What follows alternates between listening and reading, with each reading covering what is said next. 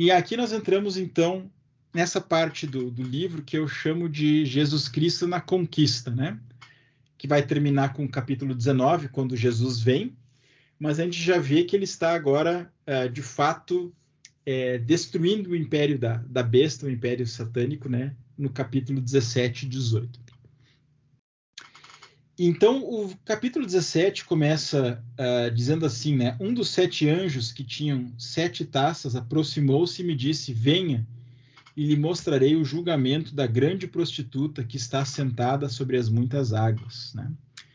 Então, esse julgamento, ele não vem depois da 7ª taça, né? Mas ele faz parte daquela 7ª taça que nós vemos agora. E o que é essa grande prostituta? Bem, a gente sabe que desde a época do Antigo Testamento, as cidades muitas vezes eram comparadas com mulheres, né? Ou as cidades eram descritas com imagens femininas, né? Como esposas, noivas, ou no caso aqui, prostitutas, né? Para quê? Para descrever ou a saúde ou a degradação espiritual dessas cidades, né?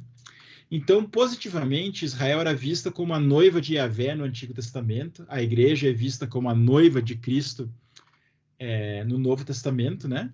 Mas a gente já vê aqui no Isaías 1:21 que Jerusalém é chamada de prostituta, né? Vejam como a cidade fiel se tornou prostituta. Antes cheia de justiça e habitada pela retidão, agora está cheia de assassinos. E em Naum nós temos uma descrição de Nínive, né? Tudo por causa do desejo desenfreado de uma prostituta sedutora e mestra de feitiçarias que escravizou as nações com a sua prostituição e os povos com a sua feitiçaria. Então a gente tem que lembrar mais uma vez, né, que como os profetas muitas vezes comparavam o nosso relacionamento com Deus, né, o relacionamento de Israel com Deus, como um casamento, então quando as pessoas não eram fiéis a Deus, né, quando elas cometiam a idolatria, elas eram muitas vezes chamadas, né, de adúlteros ou de prostituição. O pecado delas era referido dessa forma. Então, é o que está acontecendo aqui, né? Então, é uma descrição aqui de Roma e do Império Romano também. E, obviamente, essa comparação é um contraste deliberado com a noiva do Cordeiro, né? Nós temos a prostituta de um lado, a noiva do outro. Nós temos a grande cidade de um lado, nós temos a Nova Jerusalém do outro, né? Então, veja como João está trabalhando com alguns contrastes aqui, né? E fazendo essas diferenciações. E mais adiante nós vamos ver que no capítulo 18, essa ideia da prostituição também tem uma ideia de vida de luxo e de exploração. Nós vamos ver que muitos aliados de Roma, né, os governos menores e tal, eles se aproveitavam disso, né, para poder se enriquecer e se aproveitavam das pessoas. Isso faz parte desse sistema aí que João está criticando aqui. Nós lemos, então, no verso 3, que essa mulher, essa prostituta, está sentada numa besta, né, montada numa besta, e numa besta vermelha, ou seja, ela está sendo influenciada, né, pela aquela besta que nós falamos antes. Então, a gente já viu que essa trindade satânica, ela tem o dragão como faz de conta de Deus Pai. Nós temos a primeira besta que parece uma imitação de Jesus, né? E essa primeira besta, a que vem do mar, que é a que está aqui, ela simboliza esse poder político que se manifesta ao longo da história várias vezes, né? E aqui, justamente, ela está se manifestando através do Império Romano, tá? Então, essa é por isso que ela está aqui. E aí, para a gente entender isso um pouco melhor, a gente vê também que ela persegue, né? Tem essa menção no verso 6, que a mulher estava embriagada com o sangue dos santos. A gente já viu que talvez não existia uma perseguição generalizada, mas havia um ambiente cada vez mais hostil em relação aos cristãos, e a perseguição a gente sabe que veio mais adiante. Então, o mistério dessa mulher e da besta, no verso 7, né? João está ali meio assim, o que é isso, né? Daí o anjo responde, por que você está admirado? E eu lhe explicarei o mistério dessa mulher e da besta sobre a qual ela está montada, que tem 7 cabeças e 10 chifres, né? Lembra que o dragão tem as 7 cabeças e 10 chifres também, né? E a besta que você viu era e já não é, ela está para subir do abismo e caminha, e assim por diante. Depois, mais adiante, ele explica que essa besta, então, aqui no verso 9, diz, aqui se requer mente sábia, 7 cabeças são 7 colinas sobre as quais está sentada a mulher. Então, a referência às 7 colinas é uma referência a Roma, né? Eu botei um mapa aqui para vocês. Vocês conseguem ver que tem... Isso aqui é a cidade de Roma, né? A linha vermelha aqui é as muralhas. A cidade começou nessa colina central, nesse morrinho central, né? E depois acabou se espalhando para os outros, né?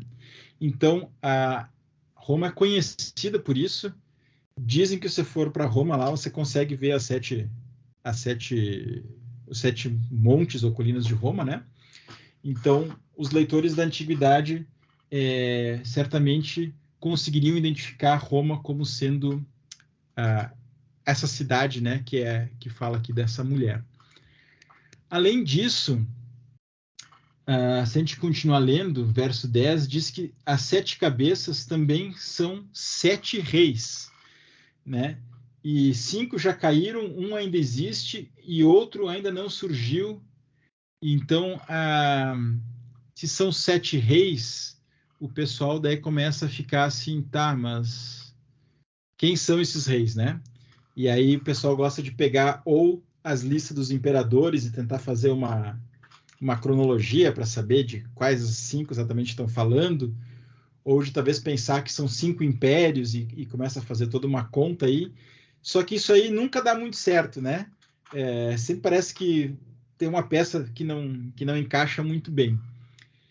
Então, temos que lembrar que nós estamos num livro simbólico, né? Temos que lembrar disso, e que nós não queremos ler os números de uma forma literal demais.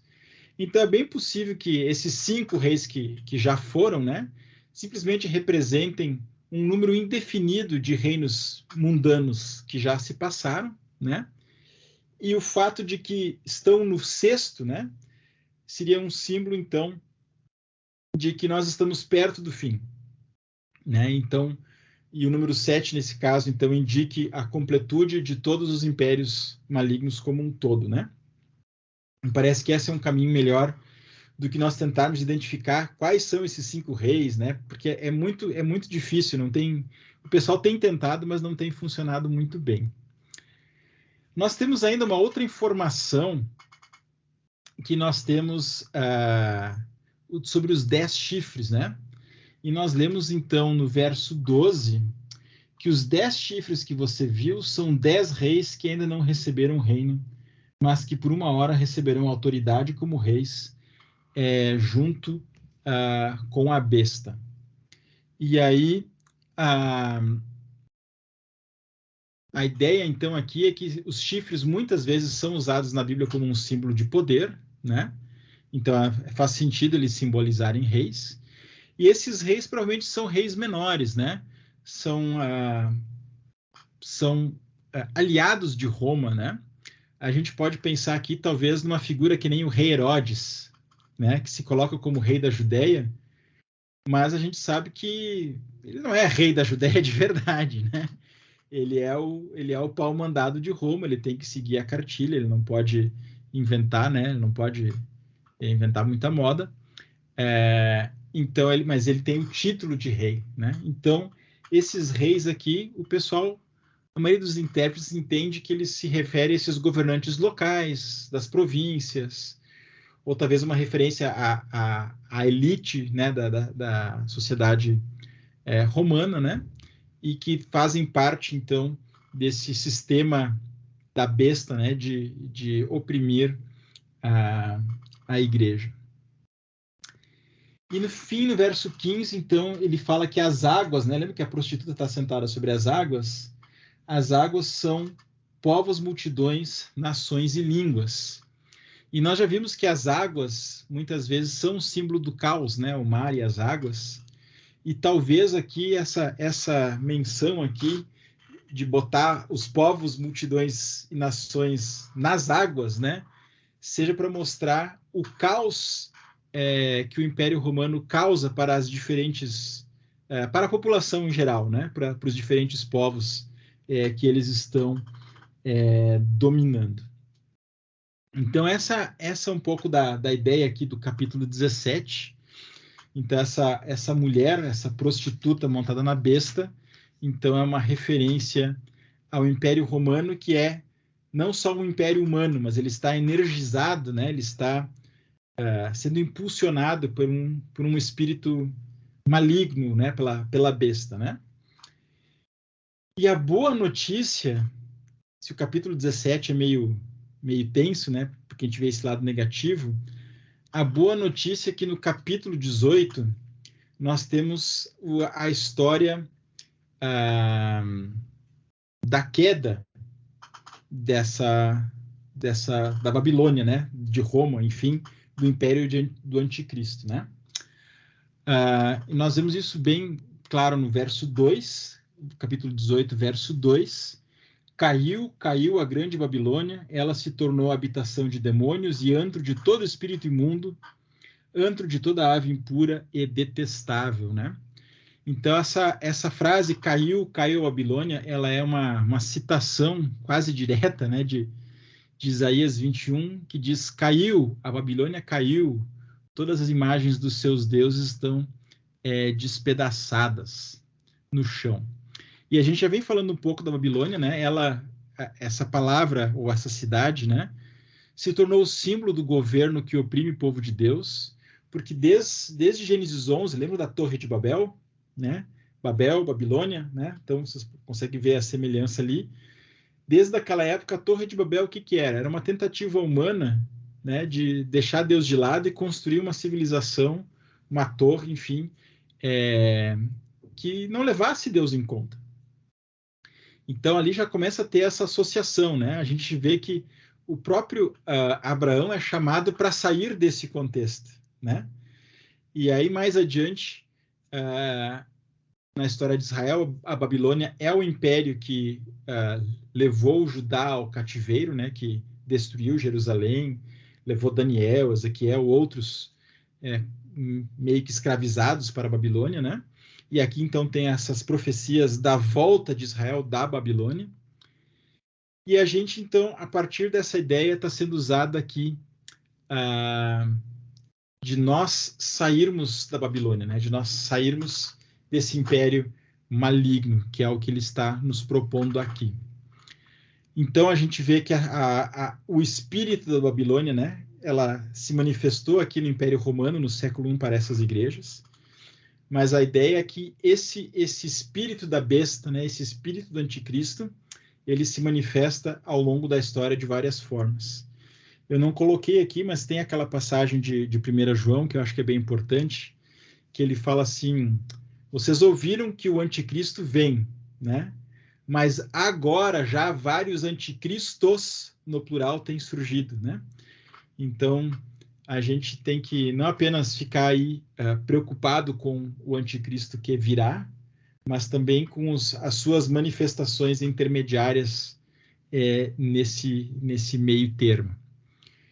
E então, essa notícia aqui do caiu a Babilônia é uma notícia boa, né? Porque finalmente esse império maligno está caindo, né? Nós temos aí outro texto de Jeremias, né? Que fala um pouco sobre isso, né? A Babilônia caiu, de repente ficou arruinada, né? E talvez ela possa ser curada, o profeta Jeremias acha aqui, né? Mas a gente vai ver que não é bem assim o negócio. A gente vê mais adiante, então, que ele fala novamente, né? Saiam dela, né? Saiam da Babilônia, verso 4. Vocês, meu povo, para que vocês não participem dos seus pecados, para que as pragas que vão cair sobre ela não os atinjam. Né? E a gente vê aqui Jeremias que antes disse, olha, Quem sabe a gente consegue curar a Babilônia. E aqui ele já diz, olha, gostaríamos de ter curado a Babilônia, mas ela não pode ser curada. Então nós temos que sair dela. É claro que o João não está sugerindo, né, que a gente saia da sociedade e vá todo mundo viver numa caverna, né, ou num mosteiro. Isso foi feito ao longo da história. E a gente descobre que o pecado também foi para o mosteiro, né? O pecado está dentro de nós, a gente não tem como se livrar dele totalmente pelo isolamento. Mas essa ideia aqui de não participarmos dos seus pecados, né? Então isso me lembra aquela ideia que João fala também no Evangelho, que nós estamos no mundo, certo? Mas nós não somos do mundo. Ou seja, a gente tem que se envolver com as diferentes coisas da vida, né? Com as diferentes áreas que tem aí, o trabalho, né? Os estudos, as artes, enfim, as políticas, as diferentes áreas. Mas a gente não pode se envolver nessas áreas da mesma forma como todo mundo se envolve. A gente não pode participar dos pecados que existem nisso, né? A gente tem que ter uma outra postura no meio disso tudo. Então é um convite de avaliação do nosso coração, né? Como é que nós estamos? De que forma nós temos nos engajado, né? Com as coisas desse mundo? Porque nós precisamos nos engajar, mas precisamos nos engajar de uma forma diferente, né? É uma estratégia diferente que a própria Babilônia usa. Então, vocês estão vendo que o texto aqui no capítulo 18, né, ele está em formato assim, meio poético, porque que é uma parte mais... É quase um salmo invertido, né? Um salmo de lamentação, de certa forma.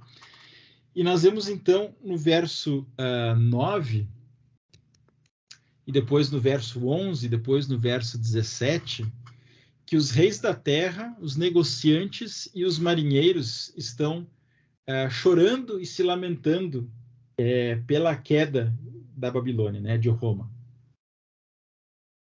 E o que é interessante, se a gente ler com cuidado, a gente percebe que esse choro, esse lamento, não é pela cidade em si, né, ou pelas vidas que se perderam, né, mas porque essas pessoas, esses negociantes, né, eles perderam o seu prestígio, perderam o seu poder, né, perderam a sua prosperidade, né, e não estão mais lucrando, né, às custas do Império Romano. É interessante se a gente for dar uma olhada no verso 17 ali, na segunda parte do verso 17, diz assim: todos os pilotos, todos os passageiros e marinheiros dos navios, todos os que ganham a vida no mar, ficarão de longe. Ao verem a fumaça do incêndio dela, né, de Roma, exclamarão: que outra cidade já se igualou a essa grande cidade? Lançarão pó sobre a cabeça e se lamentarão, chorando e gritarão, né? Então, mas assim, eles ficam de longe, eles não vão lá para ajudar, né? Eles não estão preocupados com as pessoas, eles estão assim, deu ruim aqui, vamos fugir, né? E então essa é a postura aí desse pessoal. E a lucratividade deles era basicamente pelos negócios, né? E o verso 11 fala das mercadorias. Olha só o verso 11, né? Os negociantes da terra chorarão e se lamentarão por causa dela, porque ninguém mais compra a sua mercadoria. Então, estão vendo, né? Não é um choro assim de, que tragédia, que ruim. Não, assim, cara, perdi grana, né? Esse é a ganância aqui, é o choro porque a ganância não se satisfaz mais, né? E se nós olharmos a lista de mercadorias a partir do verso 12, artigos como ouro, prata, pedras preciosas, pérolas, linho fino, púrpura, seda, tecido vermelho, e todo tipo de madeira, de cedro e peças de marfim, madeira preciosa, bronze, ferro e mármore, canela e outras especiarias, incenso, mirra, perfumes, vinho, azeite de oliva, farinha fina de trigo, bois e ovelhas, cavalos e carruagens, e corpos e almas de seres humanos. Então, tirando esse último item, né, todas aquelas coisas listadas são coisas boas. E a gente vê que aqui o problema não é que eles estavam comercializando essas coisas, mas é justamente a distorção dos negócios, né? o mau uso dessas coisas. Mas essa última parte aqui é bem chocante, né? Corpos e almas de seres humanos. E essa expressão era usada na antiguidade, né? Para se referir a prisioneiros de guerra que eram escravizados e comercializados como se fossem objetos, né? Como se fossem mercadorias. E a gente sabe que a sociedade da antiguidade dependia dos escravos de uma forma como nós talvez dependemos de gasolina e luz elétrica, né?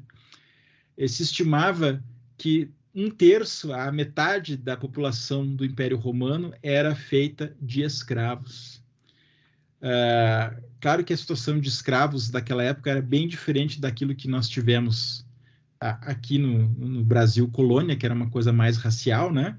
Lá eram justamente os prisioneiros de guerra.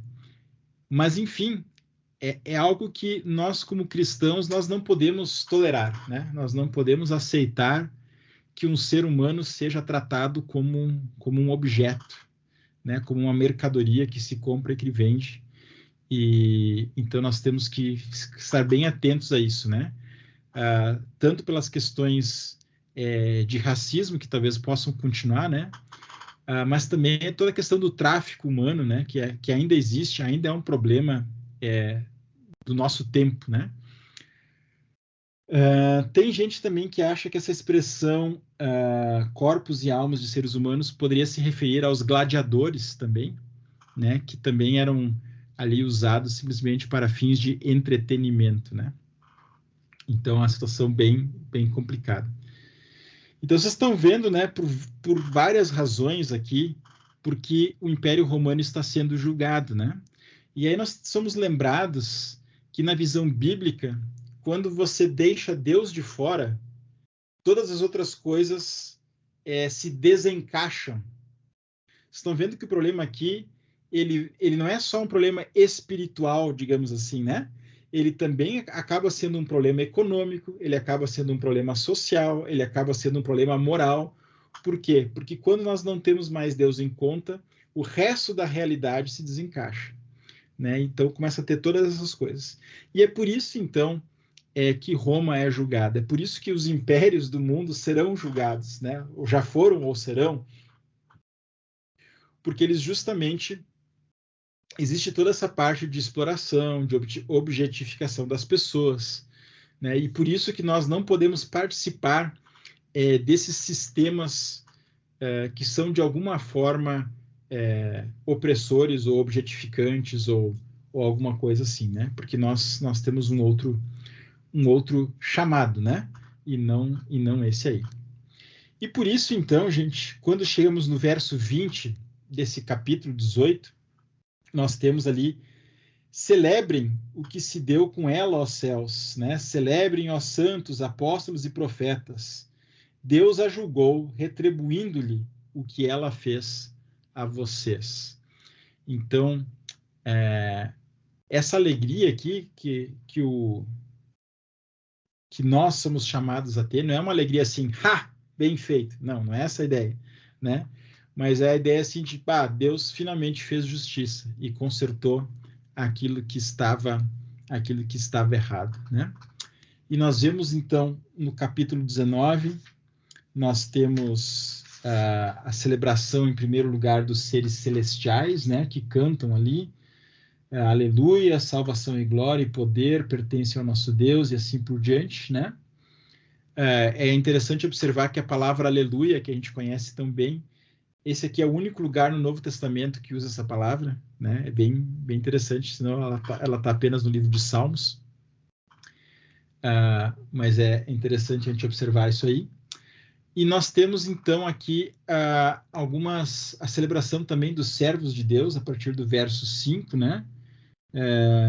Diz: louvem ao nosso Deus todos vocês, seus servos que o temem. Então a gente vê que essa celebração ela passa desde daquela cena dos céus que nós já vimos, né? Nos primeiros capítulos, mas ela se estende a nós também. E aí, gente, nós temos o convite a partir do verso 7 e 8, né? 7, não sei porque está 8 aqui, mas é 7. Regozijemo-nos, vamos alegrar-nos e dar-lhe glória, pois chegou a hora do casamento do Cordeiro, e a sua noiva já se aprontou. Para vestir-se foi-lhe dado linho fino, brilhante e puro. Linho são os atos justos dos santos. Então é legal aqui, a gente já falou um pouco disso, né, da comparação das cidades com as mulheres, né, e a noiva de Cristo aqui, obviamente, somos nós. Só que no verso 9 diz assim: e o anjo me disse, escreva, felizes os convidados para o banquete do casamento do Cordeiro. Ué, se a noiva somos nós, quem são os convidados? Né? Quem serão? Bem, a gente tem aquela sobreposição de imagens, né, que nós já vimos em outras passagens, né? Que João ouve um leão, ele olha, ele vê um cordeiro, né? Então aqui nós temos essa sobreposição de imagens também, em que a noiva e os convidados se referem ao mesmo grupo de pessoas, tá? E isso é uma imagem comum, na verdade, no Novo Testamento, essa ideia da festa de casamento, né? Como um símbolo desse momento final aí do nosso encontro com Cristo. Uma coisa que eu acho interessante, diz que a noiva se aprontou e para vestir-se foi-lhe dado, né? É interessante que ela recebeu algo para vestir, mas que ela se aprontou. Eu achei interessante, algumas pessoas observam aí, mostra essa dinâmica aí de que é Deus quem faz as coisas por nós, mas a gente também tem o nosso papel, né? Ele nos dá o que vestir, mas a gente se apronta, né? A gente se arruma. É interessante observar esse momento aí. E aí, gente, essa sessão termina com uma cena até meio engraçada no sentido estranho do termo, né? Porque no verso 10, João diz, cair aos pés do anjo, no caso, né? Para adorá-lo. Sim, mas porque cargas d'água, né? João vai resolver adorar o anjo agora, né? Depois disso tudo, né? E o anjo diz, não faça isso, sou servo como você e como os seus irmãos que se mantêm fiéis ao testemunho de Jesus. Adore a Deus. Por que João falaria isso aqui, né? Então, talvez João está tão maravilhado, né, com que ele está vendo, que ele ficou meio atrapalhado, ou talvez ele está querendo justamente mostrar que essa é a tentação de todos nós como cristãos, né, de não sermos fiéis, de nós adorarmos a criatura em vez do Criador. E é uma forma de ele estar nos lembrando, olha, a nossa adoração é somente a Deus. A gente tem outras coisas que a gente tem que dar atenção, sim, mas a adoração é somente a Deus. E ele fala, então, de se manter fiel ao testemunho de Jesus, que é uma expressão importante também, porque ela pode significar tanto que nós vamos ser fiéis ao testemunho que Jesus nos deu, né? Ou seja, a mensagem que Jesus nos pregou, ou pode significar também de nós sermos fiéis testemunhando de Jesus para os outros, né? As duas ideias são bíblicas, obviamente, né? E talvez João aqui está até querendo fazer um joguinho de palavras, né? É difícil entender exatamente o que ele quis dizer com tudo isso. Mas, enfim, temos aqui esse convite, né? De se mantermos fiéis novamente nesse contexto da Babilônia, que está aí sendo julgada, né? E aí, finalmente, nós temos a partir do verso 11 a volta de Jesus, né, num cavalo branco.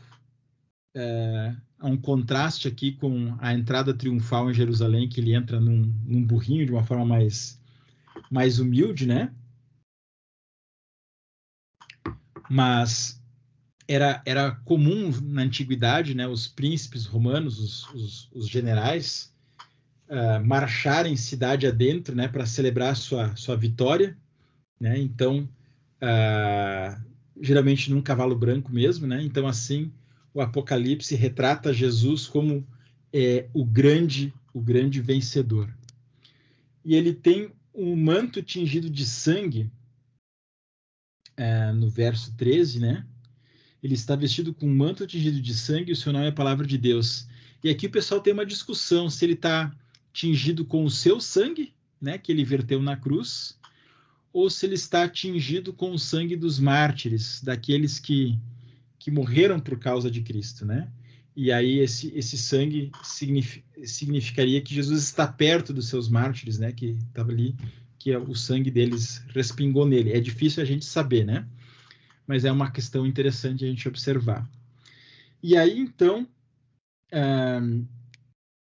vai falar um pouco mais do que ele vai fazer. Ele vai governar com o cetro de ferro, pisar no lagar de vinho e tal. E aí, então, tem essa frase que está na coxa, né? Rei dos reis, Senhor dos senhores. E, de novo, é um título que já vem desde o Antigo Testamento, né? Deuteronômio diz, pois o Senhor, o seu Deus, é o Deus dos deuses e o soberano dos soberanos. Né? Em Daniel também, o rei reconhece, né? Não há dúvida que o seu Deus é o Deus dos deuses e o Senhor dos reis. Então, uma das razões para essa linguagem é porque o hebraico ele não tem o superlativo, né? Então, para dizer assim que Deus é o maior Deus de todos, ele vai dizer é o Deus dos deuses, né? Para dizer que ele é o mais soberano de todos. Então, é para dar essa ênfase, né? E é o que nós temos visto em todo o livro, né? Essa ênfase de Deus ser superior a todas as coisas. Eu não cheguei a fazer a conta, mas se vocês lembram quando nós falamos do número da besta, né? Que a gematria soma os valores das letras, né? Atribui valores numéricos às letras e soma eles. E o nome de Nero dá o 666, né? Então, tem gente que diz que se você somar aqui Rei dos Reis, dá 777. Então, eu não fiz a conta, mas é uma questão interessante de observar, né? Fazendo esse contraste aí entre esses números aí. E aí, no capítulo 17, nós temos a reunião, né? Desculpa, capítulo 17 não, né? No verso 17 e 19, o pessoal se reúne para a batalha, né? Os exércitos reunidos, verso 19, na verdade. E que foi o que nós vimos na passagem das taças. Lembra que eu falei para vocês observarem bem, né? O que acontece no Armagedon, lá na 7ª taça? O pessoal se reúne para a batalha, se reúne, né? E aqui nós finalmente temos a batalha. E a gente pensa que vai acontecer um troço agora bem dramático, né? Mas olha o que a gente lê no verso 19. Então vi a besta, os reis da terra, os seus exércitos reunidos para guerrear contra aquele que está montado no cavalo e contra o seu exército. Mas a besta foi presa, e com ela o falso profeta, que havia realizado os sinais miraculosos em nome dela, e foram lançados no lago de fogo. Verso 21. Os demais foram mortos com a espada que saía da boca daquele que está montado no cavalo. É quase decepcionante, né? Porque a gente está esperando ali dar uma guerra assim e tal, né? Aquele filme de ficção que o mocinho apanha, quando ele está quase morrendo, ele consegue se recuperar e lutar contra os seus inimigos. Não, eles se reúnem lá e Jesus fala assim, ó, acabou, né? Não tem com a espada da boca e tal, não tem nada. Então, gente, a gente tem que diminuir um pouco talvez essa neura com o Armagedon, né? Porque a gente vê que é um negócio que não há uma batalha, no fim das contas. Né? Eles se reúnem para a batalha, mas em vez de haver uma batalha, é simplesmente Jesus vindo e acabando com o circo. Né?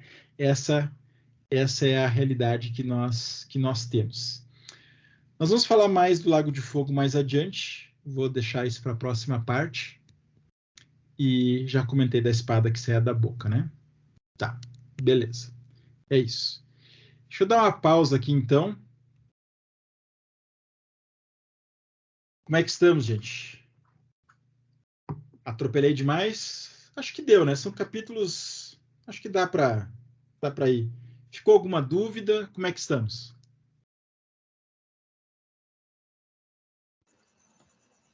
Não, tá indo, né? O problema é só essa última parte aí, quando o senhor falou que não haverá guerra, né? Ele chega, assim, nos filmes que a gente viu por aí, né? Nas novelas e em algumas literaturas, ele fala da guerra do Armagedon, né? Então, na realidade, é o seguinte, ele vai chegar e, como diz o seguinte, ele vai acabar com a festa antes que aconteça a guerra, né? Isso aí, isso aí. Isso não quer dizer que não vão ter outras guerras antes disso, né?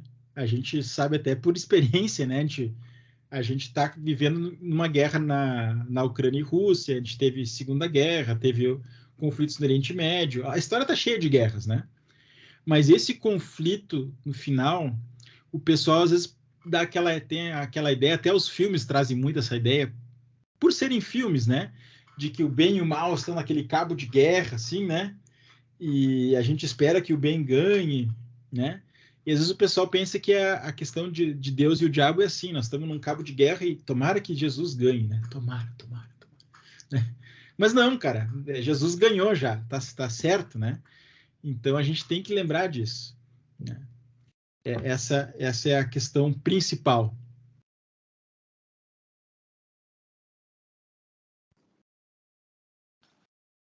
Acho que nós vamos só presenciar o poder de Deus aí, de Jesus, na verdade, né? Só isso. Tudo aquilo que ele fala, que ele é todo poderoso, só vamos presenciar isso. Que nada pode alcançar o calcanhar dele. Exato, essa é a questão, é um tema bíblico bem forte, né? Que ninguém se compara a Deus, né? Que existem outros deuses, existem outras entidades, mas elas não se comparam a quem Deus é, né? Então a gente tem que lembrar desse detalhe aí, que é bem importante, né? É dessa forma, as coisas vão acontecendo, mas já está tudo escrito, né? Isso é a mesma coisa da gente assistir a reprise de um jogo, quando ele já aconteceu, a gente sabe o resultado final, né? Mas aí a gente assiste novamente e às vezes está esperando que mude, né? Mas assim, não muda, então aí já está tudo prescrito, já está tudo dito, né? Mas aí a gente fica naquela ansiedade, né? Onde vai ficar, onde não ficou, para onde vai, para onde não vem, se vai acontecer, quem são esses, quem são isso. Então, assim, nós vivemos cheio de interrogações, mas ele já diz aí, olha, se preocupa não, que a vitória é minha, eu já venci, né? Vamos só deixar as coisas acontecendo e vamos crer, acreditar e participar desse grande momento, né? Exato. É uma boa analogia, eu acho, Kleber, porque às vezes, assim, tipo, tem livros que eu li, né, quando era criança, adolescente, daí eu leio para os meus filhos, né, eu já conheço a história, eu sei como vai acabar, né, mas eu curto, né, a gente curte a leitura, né, até quando a gente vê um filme de novo que a gente gostou bastante, mesmo a gente sabendo o que vai acontecer, a gente curte, né. Eu acho que é um pouco disso aqui também, porque a gente sabe que o nosso Deus vai ser vitorioso, né? Está sendo vitorioso. E mesmo sabendo disso, a gente curte, né? Observar aquilo que ele faz. Embora às vezes a gente pode passar por alguns sofrimentos ao longo do caminho, mas a gente curte ver a mão de Deus agindo e fazendo as coisas, né? Então é legal a gente pensar assim, né? Muito Pois bem. Deve ser a falta, né? Dessa consciência de muitas igrejas, né? Ou seja, muitas denominações, não trabalhar esse livro, né? Não trabalhar essas coisas, porque acha que o pessoal tem medo, né? Você quando fala em Apocalipse, com alguns irmãos, você causa aquele suor, a pessoa fica com... Mas é justamente isso, porque não estão acreditando no final feliz, né? Não estão acreditando no final feliz. Isso aí. O final a gente já sabe, né? O final é feliz. Mas tem os desafios ao longo do caminho, né? A gente não precisa ter medo do livro, né? É até meio engraçado as pessoas terem medo do livro, porque você ler o livro ou não ler o livro não vai mudar o que vai acontecer, né? Então, não faz muito sentido você deixar de ler, porque não vai mudar os acontecimentos, né?